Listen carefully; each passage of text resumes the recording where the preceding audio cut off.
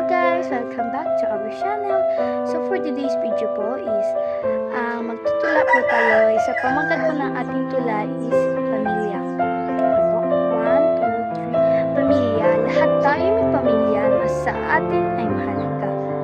Sa lungkot at saya, sila laging kasama. Sina ama at ina. Tunay na mapagkalunan. Sa amin ay nag-aaruga, sa pamilya ay nangangalaga. Pamilya, ang aking pamilya, ito ay bukod na mahalaga. Sila'y lagi kong kasama sa hirap at ginhawa. Masipag kong ama, kaagapay na ina,